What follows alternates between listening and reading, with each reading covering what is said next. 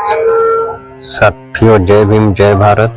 साथियों, आज बात करेंगे शिवाजी के वंशज, आरक्षण के जनक छत्रपति शिवाजी महाराज जी का। उनका जन्म 26 जून 1874 को यशवंतराव घाटगे के रूप में हुआ था। अप्पा साहब घाटगे के सबसे बड़े पुत्र और उनकी पत्नी राधाबाई के रूप में हुआ था। कोल्हापुर के राजा शिवाजी चतुर्थ की विधवा आनंदीबाई ने उन्हें मार्च 1884 में गोद लिया था। जब वह 20 वर्ष की आयु में पहुंचे तो उन्हें राजा का ताज पहनाया गया और उन्होंने छत्रपति शिवाजी महाराज का नाम और उपाधि धारण किया। साथ ही एक समय की बात है,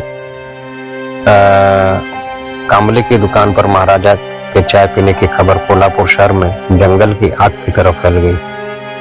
इस अद्भुत घटना को अपनी आंखों से देखने के लिए बड़ी संख्या में लोग जुटे। कोल्हापुर के महाराजा छत्रपति शिवाजी ने अपने दलित सेवक गंगाराम कामले की चाय की दुकान खुलने पर वहां चाय पीने जाने का फैसला किया।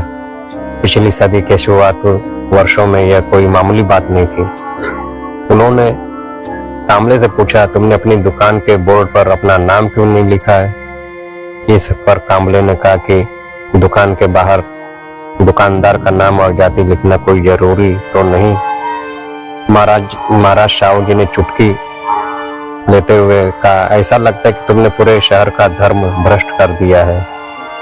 26 जून 1874 को पैदा हुए शिवाजी कोई मामूली राजा नहीं थे, बल्कि महाप्रतापी छत्रपति शिवाजी महाराज के वंशज थे।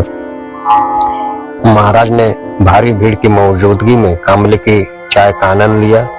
उनमें से कोई लोगों को शायद मालूम नहीं था कि चाय की दुकान खोलने के लिए कामले को शिवाजी ने ही पैसे दिए थे। चाय पीने के बाद महाराज ने गंगाराम कामले से कहा कि सिर्फ चाय ही नहीं बल्कि सोडा बनाने की मशीन भी खरीद लो। छत्रपति महाराज के नाम से मशहूर शिवाजी ने कामले को सोडा मशीन के लिए भी पैसे दिए।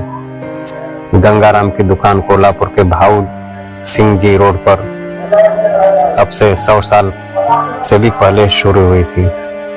उनका अंदाज बहुत अलग था। कई बार वे जातिवाद पर सीधे वार करते थे, कभी प्यार से समझाने की कोशिश करते तो कई बार मजाक मजाक में अपनी बात कह जाते थे। उस दौर में ज्यादातर लोग गंभीरता से मानते थे कि किसी दलित के छू जाने से उनका धर्म भ्रष्ट हो जाएगा। दलितों को मंदिरों और कई सार्वजनिक स्थानों पर जाने से रोका जाता था। महाराष्ट्र के कोल्हापुर में भी अपने चरम पर था। शिवाजी महाराज ने इससे सामाजिक बुराई से निपटने के लिए बहुत रचनात्मक रास्ते अपनाए। भाषण देने की जगह वे काम से मिसाल कायम करना चाहते थे। दोस्तों, शिवाजी महाराज अंबेडकर के भी संपर्क में रहे और जाति के आधार पर भेदभाव को दूर करने की दिशा में काम करने की सोच रखते थे।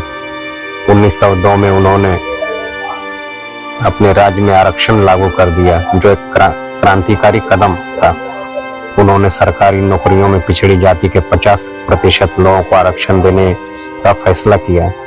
यह एक ऐसा फैसला था जिसने आगे चलकर आरक्षण की संवैधानिक व्यवस्था करने की राह दिखाई। उन्होंने अपने शासन क्षेत्र में सार्वजनिक स्थानों पर किसी भी तरह के छुआछूत पर कानूनन रोक लगा दी थी।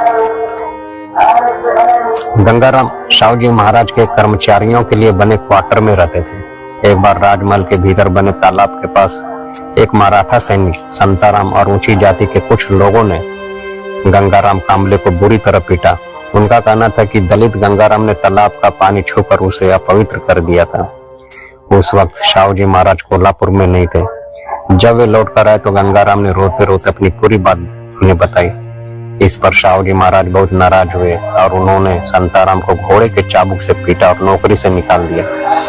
अपनी मृत्यु से 2 साल पहले 1920 में शिवाजी महाराज ने नागपुर में अखिल भारतीय बहिष्कृत परिषद की बैठक में न सिर्फ हिस्सा लिया, उन्होंने एक दलित के हाथ से चाय बनवा कर पी। ऐसा उन्होंने कई मौकों पर किया। जिस समाज में छुआछूत को धर्म और परंपरा माना जाता था, उस समाज में छत्रपति शिवाजी के वंशज का ऐसा करना नजरअंदाज नहीं किया जा सकता था। उस पर बहुत चर्चा होती थी। यही शिवाजी महाराज भी चाहते थे कि चर्चा के बाद ही जागरूकता आएगी। 1920 में उन्होंने दलित छात्रों के लिए एक हॉस्टल के निर्माण का शिलान्यास किया। गंगाराम काम्बले ने अपनी दुकान का नाम सत्य सुधारक रखा। उनके दुकान की सफाई और चाय का स्वाद बेहतरीन था, लेकिन उच्च जाति के लोगों ने उनका बहिष्कार किया। वे बहुत नाराज थे कि एक दलित चाय पिला रहा है। जब यह बात शाहू जी महाराज को पता चली तो उन्होंने चाय पीकर इस धारणा को चुनौती देने का फैसला किया। शाहू जी अच्छी तरह समझते थे कि समाज आदेशों से नहीं बल्कि संदेशों से, ठोस पल से बदलता है। शाहू जी महाराज ने सिर्फ खुद चाय पीते, उच्च जाति के अपने कर्मचारियों को भी वही चाय पिलवाते। अब इसकी मजाल की राजा को ना कहें। छत्रपति शाहू महाराज डॉक्टर बाबा साहेब भीमराव अंबेडकर नामक अकादमिक रूप से उज्जवल विद्वान की बुद्धि और विचारों से बहुत प्रभावित थे। समाज में जाति विभाजन को खत्म करने के अंबेडकर के क्रांतिकारी विचारों ने शाहू महाराज को प्रभावित किया। साथ में उन्होंने 21-22 मार्च 1920 को मानगांव परिषद के नाम से एक सम्मेलन का आयोजन किया, जिसमें दलितों को मुख्य धारा के समाज में आत्मसात करने की दिशा में बस चर्चा और योजना बनाई गई। शाहू जी महाराज ने मुख नायक नाम के एक समाचार पत्र को वित्त पोषित किया, जिसकी स्थापना 31 जनवरी 1921 को डॉक्टर बाबा साहब अम्बेडकर एक राजा के रूप में, एक प्रशासक के रूप में और एक इंसान के रूप में शाहू जी महाराज अपने समकालीनों और उस युग से बहुत आगे थे जिसमें वे रहते थे। उन्होंने महिलाओं की स्थिति के उत्थान को प्रोत्साहित किया और महिलाओं को शिक्षित करने के लिए स्कूलों की स्थापना की।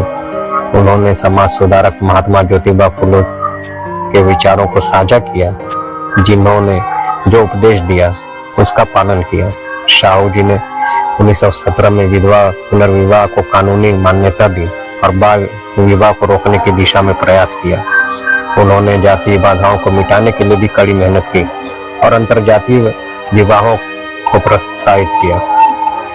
उन्होंने देवदासी प्रथा व्यवस्था को भी समाप्त कर दिया, जिसमें एक लड़की या महिला को अनैच्छिक रूप से एक मंदिर से बांध दिया जाता था और दूसरों के रूप में सामाजिक और व्यक्तिगत जीवन की अनुमति नहीं थी।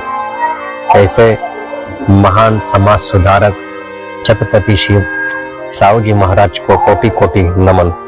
जय भीम, जय भारत।